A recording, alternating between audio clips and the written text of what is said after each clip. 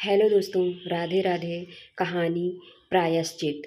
रात के 12 बज रहे थे। सुनील सफदरजंग एन्क्लेव स्थित अपने 2 कमरे के रिहायशी फ्लैट के बेडरूम में बिस्तर पर सोने की कोशिश कर रहा था, पर नींद उसकी आंखों से कोसों दूर थी।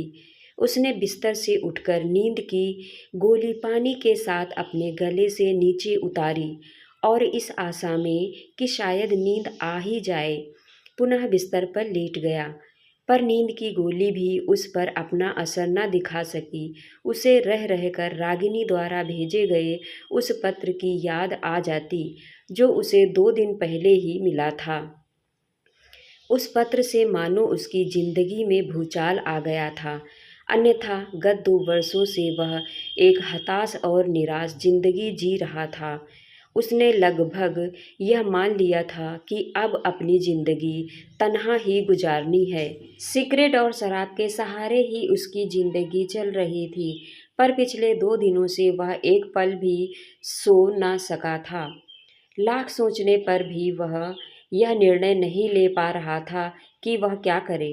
बिस्तर से उठकर उसने अपनी कोट की जेब से वह पत्र निकाला।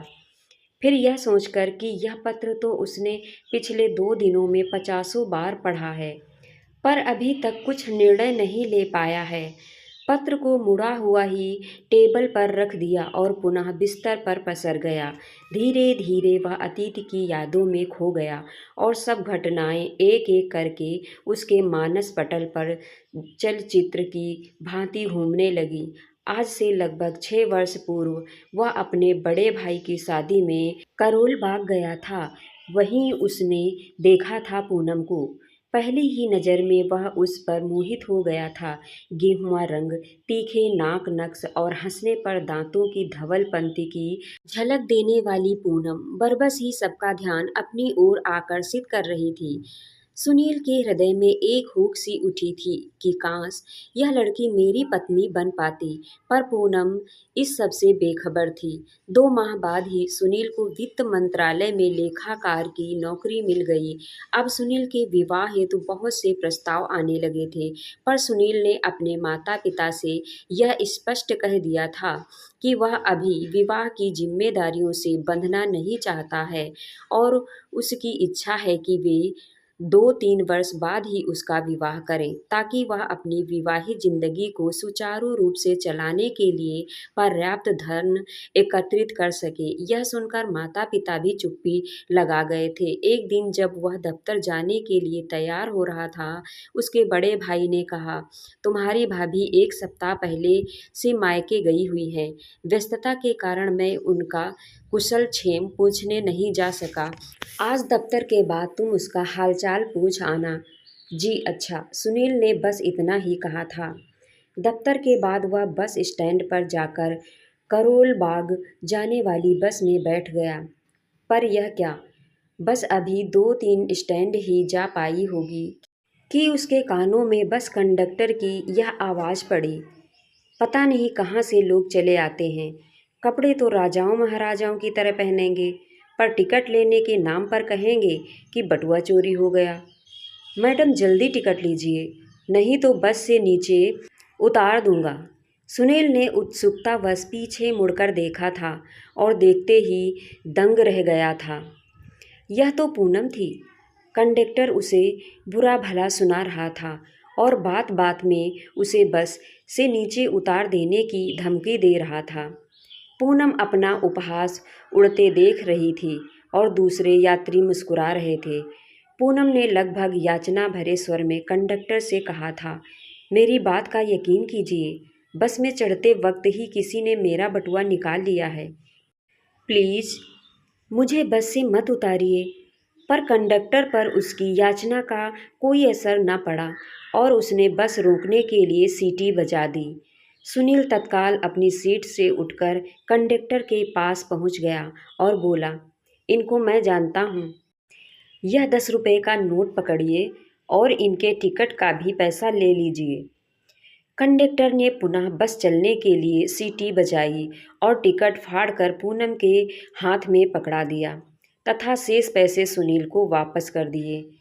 इस बीच सुनील की सीट पर कोई दूसरी सवारी बैठ गई थी और कोई सीट खाली न थी, इसलिए वह पूनम के बगल में ही खड़ा हो गया।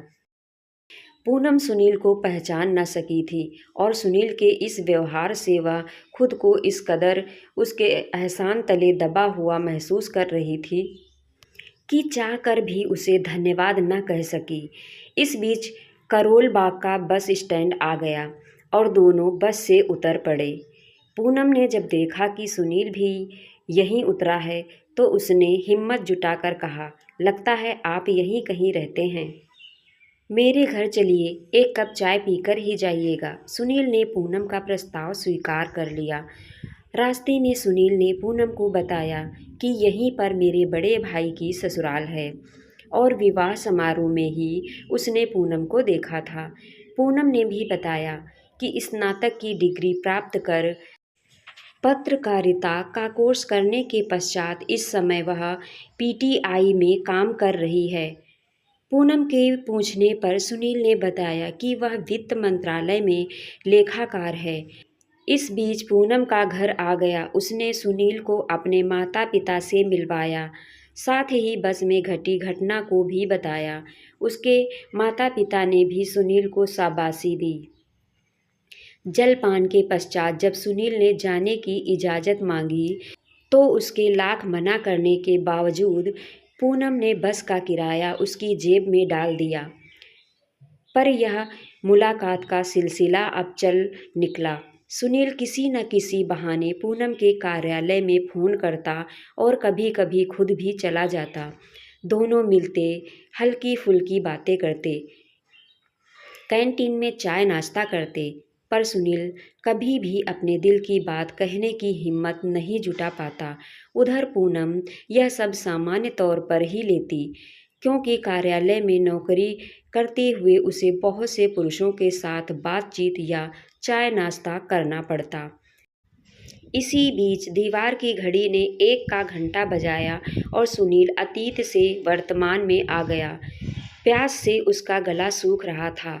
जग में से एक गिलास पानी निकालकर उसने अपने गले से नीचे उतारा और एक सिगरेट सुलगाकर वह पुनः बिस्तर पर लेटकर हल्के हल्के कस लेने लगा। आँख मूंदते ही उसका अतीत पुनः उसका पीछा करने लगा। उसे फिर याद आया, आज से लगभग 5 वर्ष पूर्व एक दिन वह कार्यालय से लौटकर अभी अपने कपड़े उतार ही रहा था कि पिताजी ने उसे अपने कमरे में बुलाकर कहा, बड़ी मालदार आसामी फंसी है। इसके पिता का बहुत बड़ा व्यवसाय है, काफ़ी दहेज मिलेगा, कार भी मिलने की उम्मीद है। मेरी ज़िंदगी ही बन जाएगी। अब बसों में मुझे धक्के नहीं खाने पड़ेंगे। अब तो ऐश करूँगा ऐश। मेरे एक दोस्त ने तुम्हारे लिए अपनी बेटी रागिनी का विवाह प्रस्ताव भेजा है। ये तस्वीर है।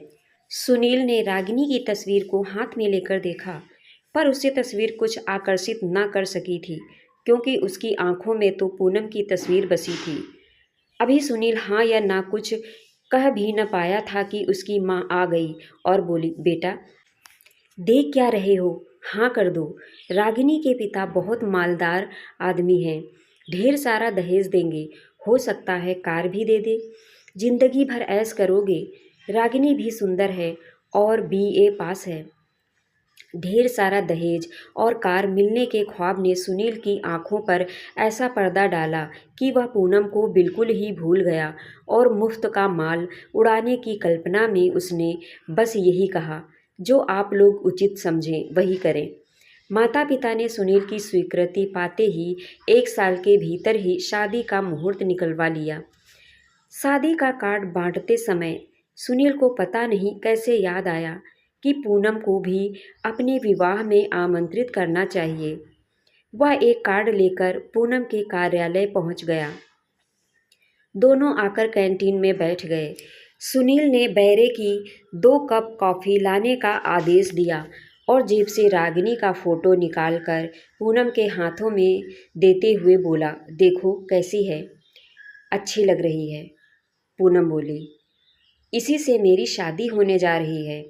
लो यह कार्ड पकड़ो, सुनील बोला। पूनम ने फिर फोटो को देखा और कहा, बधाई हो। सुनील अपनी रौ में बोलता गया था। बड़ी मालदार आसामी फंसी है। इसके पिता का बहुत बड़ा व्यवसाय है, काफ़ी दहेज मिलेगा, कार भी मिलने की उम्मीद है। मेरी तो जिंदगी ही बन जाएगी। अब बसों में मुझे धक्के नहीं खाने पड़ेंगे। अब तो ऐश करूँगा ऐश। सुनील के मुंह से यह सब सुनकर पूनम को अच्छा नहीं लगा था। आज उसे सुनील अपने वास्तविक रूप में दिखाई पड़ गया था। वह यह तो कभी सोच भी नहीं सकती थी कि सुनील इतना लोभी और गिरा हुआ आदमी है। पर वह वक्त की नज़ाकत को समझकर बिना कुछ कहे अपने केबिल में चली गई। सुनील तो अपने हसीन ख्वाबों में ही डूबा हुआ था। अतएव पूनम उसके बारे में क्या सोचकर चली गई, इसकी उसे सुध ही न रही। नियत दिन उसका विवाह हो गया। पूनम विवाह समारोह में भी नहीं आई, पर सुनील ने इस पर कोई ध्यान ही न दिया। दहेज के रूप में उसे सब कुछ मिला था, पर कार नहीं मिली। रागिनी के पिता ने यह जरूर कहा था कि कार बुक कर दी गई है, डिलीवरी मिलते ही दे दूंगा।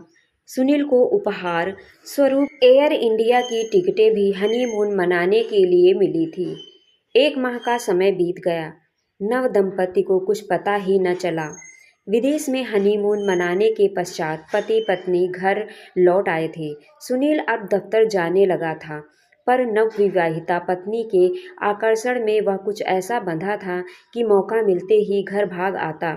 सब कुछ ठीक ठाक चल रहा था। इस बीच एक ऐसी घटना घटी जिसकी किसी को उम्मीद तक न थी। रागिनी के पिता को व्यवसाय में जबरदस्त घाटा हुआ और वे करोड़पति से एक साधारण आदमी बन गए। उन्हें अपनी कोठी, कार तक ऋण चुकाने के लिए बेच देनी पड़ी। इस घटना ने मानो सुनील के सपने के महल को ही ढहा दिया। कहाँ उसने ससुराल के माल से जिंदगी भर ऐश करने की सोची थी, और कहाँ अब कार मिलने की रही। सही उम्मीद भी जाती रही। शिष्टाचारवश वह ससुराल गया भी, पर उसके व्यवहार से यह साफ झलक रहा था कि ससुर को व्यवसाय में घाटा होने से वह उतना दुखी नहीं है जितना कि अपने ख्वाब सच न हो पाने से। जिस रागिनी में सुनील को अब तक कोई कमी नज़र नहीं आ रही थी, वही अब कसूरवार लगने लगी थी। वह अब अपना अधिकांश समय दफ्तर में ही गुजारने लगा था। देर रात गए वह घर लौटता और रागिनी के कुछ भी कहने पर उसे बुरा भला सुनाता। कई बार उसने रागिनी को सुनाकर कहा भी था, रईस बाप की बेटी बनती है, शर्म नहीं आती। इसके बाप ने कार देने के लिए कहा था, आज तक नहीं दी। रागिनी सुनकर चुप्पी लगा जाती, और कर भी क्या सकती थी। एक दिन सुनील लंच के समय में घूम रहा था कि उसकी निगाह पूनम पर पड़ गई। हेलो हाय के बाद दोनों चाय पीने के लिए एक दुकान के सामने खड़े हो गए। पूनम ने यह सोचकर सुनील से कुछ नहीं पूछा कि उसकी ज़िंदगी मज़े में चल रही होगी, पर सुनील उसमें काफ़ी रुचि लेता रहा। फिर यदाकदा सुनील के फ़ोन पूनम के पास आने लगे और सुनील अपनी पत्नी को रास्ते से हटाना पड़ेगा, इस सोची समझी नीति के तहत वह रागिनी के साथ अपने इस किराए के फ्लैट में आ गया। वह अब रागिनी को रोज़ जली कटी सुनाता और बात बात में उस पर हाथ भी उठाने लगा था। रागिनी सब कुछ चुपचाप बर्दाश्त कर जाती। उस दिन तो हद हो गई। सुनील देर रात गए दफ्तर से लौटा था। रागिनी ने बस इतना ही पूछ लिया था कि देर कैसे हो गई। सुनील ने उसकी बुरी तरह पिटाई की और उसका हाथ पकड़कर घसीटते हुए उसे घर से बाहर कर दिया और चीखा, जा भाग जा अपने बाप के पास। आइंदा कभी इधर की तरफ मुंह भी न करना, मैं तुम्हारी शक्ल तक नहीं देखना चाहता। वाक्य समाप्त होते ही उसने दरवाज़ा भीतर से बंद कर लिया। रागिनी दरवाजे के बाहर बहुत देर तक पड़ी रोती रही, पर सुनील को उस पर जरा भी तरस नहीं आया। यह तो महानगर की फ्लैट संस्कृति का ही कमाल था कि सब कुछ देख सुनकर बहुत से लोग एकत्र तो हो गए, पर सुनील से किसी ने भी कुछ कहने की ज़रूरत नहीं समझी। हार कर रागिनी देर रात गए एक स्कूटर पकड़कर अपने माता पिता के पास चली आई। बेटी के इस प्रकार घर आने पर उन्हें आश्चर्य तो हुआ, पर रागिनी के यह बताने पर कि कार न मिलने की वजह से ही सुनील ने उसके साथ इस तरह का दुर्व्यवहार किया है। उन्होंने सोचा कि गुस्सा शांत होने पर सुनील पुनः रागिनी को लिवाने आ जाएगा। पर उन्हें आश्चर्य तो तब हुआ जब एक सप्ताह के भीतर ही सुनील द्वारा तलाक मांगे जाने की न्यायालय की नोटिस उन्हें मिली। रागिनी के पिता ने एक बार कहा भी कि मैं जाऊं, सुनील से बात करूं, शायद बात बन ही जाए, पर रागिनी ने अपने पिता को दृढ़ता से ऐसा करने से मना कर दिया। रागिनी ने हालात से समझौता कर लिया था। वह बीए कर ही चुकी थी। वह अब टीचिंग का कोर्स कर एक स्कूल में अध्यापन करने लगी थी। उधर न्यायालय अपना कार्य करता रहा। लगभग 2 वर्ष पश्चात रागिनी को न्यायालय में हाजिर होना पड़ा। भरी अदालत में सुनील ने रागिनी पर दुष्चरित्रता का झूठा आरोप लगाया और इसी बिना पर तलाक की मांग की। पर रागिनी ने अपने बचाव में कुछ भी नहीं कहा था और कातर निगाहों से सुनील की तरफ देखकर बस इतना ही कहा था, इन्हें जिसमें खुशी मिले वह कर दीजिए। अगर इन्हें तलाक ही चाहिए तो दे दीजिए, मुझे और कुछ भी नहीं कहना है। पर सुनील पर इसका कुछ भी असर न पड़ा था, बल्कि वह तलाक मिल जाने पर खुश ही हुआ था। सुनील को रागिनी का कातर निगाहों से देखना और बोलना आज भी याद है। उसे वह दिन याद आया जब उसने सोचा था कि आज पूनम के समक्ष वह शादी का प्रस्ताव रखेगा। बन संवरकर जब वह पूनम के कार्यालय पहुंचा तो उस समय वह एक व्यक्ति से बातें कर रही थी। सुनील को देखकर पूनम ने उस व्यक्ति का परिचय कराते हुए उससे कहा था, मिस्टर सुनील, ये डॉक्टर अविनाश हैं, अमेरिका में रहते हैं, मेरे बड़े भाई के दोस्त हैं। ये भारत में शादी करने के इरादे से आए हैं। इनके पास केवल 1 महीने का समय है। कोई अच्छी लड़की तुम्हारे ध्यान में हो तो बताओ। लगभग 1 सप्ताह बाद ही वह पुनः पूनम के कार्यालय पहुंचा। उस समय वह कुछ व्यस्त थी। थोड़ी देर बाद ही पूनम आ गई। सुनील की सामने वाली सीट पर बैठकर वह बोली, जल्दी बताओ, तुम्हें कौन सी बात करनी है? नहीं, पहले तुम बताओ, तुम मुझे कौन सी सरप्राइज़ देने वाली हो? सुनील बोला। पूनम बोली, चलो मैं ही पहले बता देती हूँ। वो अमेरिका में रहने वाले डॉक्टर अविनाश से तुम्हें मिलवाया था ना? उनसे मेरी शादी तय हो गई है। अगले हफ्ते ही हमारी शादी होने वाली है और शादी के तुरंत बाद मैं अमेरिका चली जाऊंगी। फिर पता नहीं कब मुलाकात हो। मेरी शादी में ज़रूर आना। लो, ये कार्ड पकड़ो और हाँ, अब तुम अपनी बात बताओ। सुनील ने कांपते हाथों से कार्ड पकड़ा। उसे लगा जैसे कि उसका दिल बैठा जा रहा है।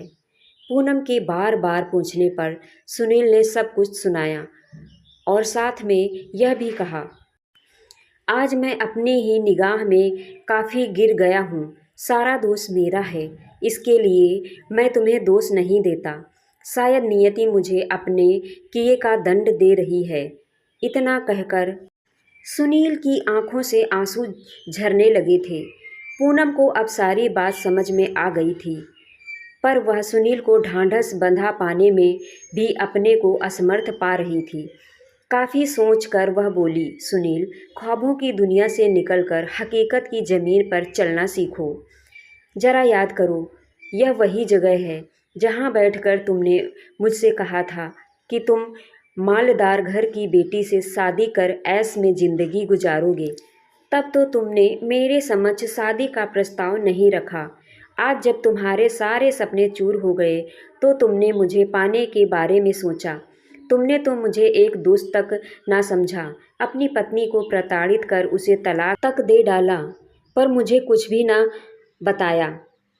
इतना बड़ा निर्णय लेने से पहले तुम्हें कुछ तो सोचना चाहिए था। तुम्हारे जैसे व्यक्ति घृणा के पात्र होते हैं, ना कि सहानुभूति के। इतना कहकर पूनम चली गई थी और फिर कभी सुनील की मुलाकात पूनम से न हुई। दीवार की घड़ी ने 3 का घंटा बजा दिया था। सुनील अपने को रागिनी का अपराधी समझ रहा था।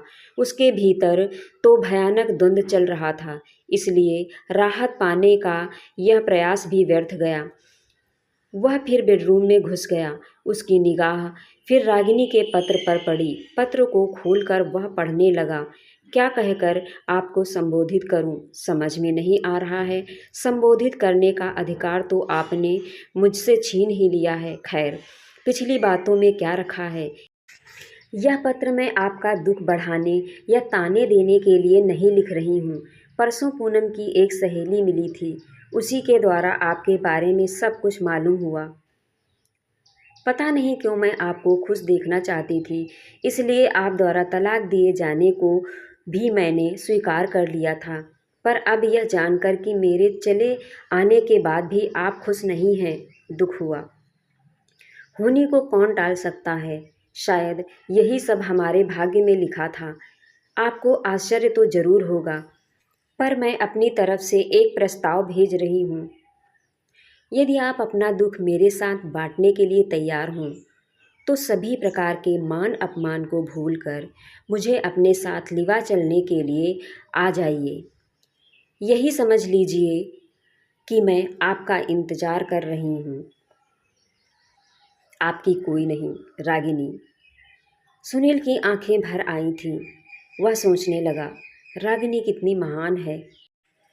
मैंने उस पर इतने जुल्म ढाए, पर वह सब कुछ भुला देने और मेरे साथ नई जिंदगी शुरू करने को तैयार है।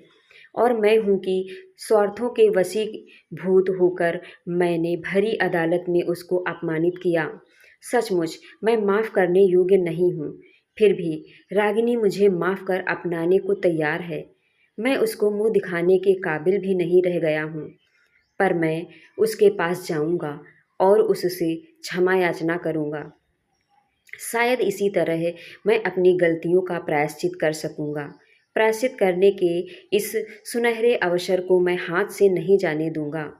उसके भीतर 2 दिनों से चल रहा भीषण तूफान अब शांत हो चुका था। तो दोस्तों, कैसी लगी ये कहानी कमेंट करके अवश्य बताएं। साथ ही हमारे चैनल को सब्सक्राइब करें, वीडियो को लाइक करें। Thanks for watching.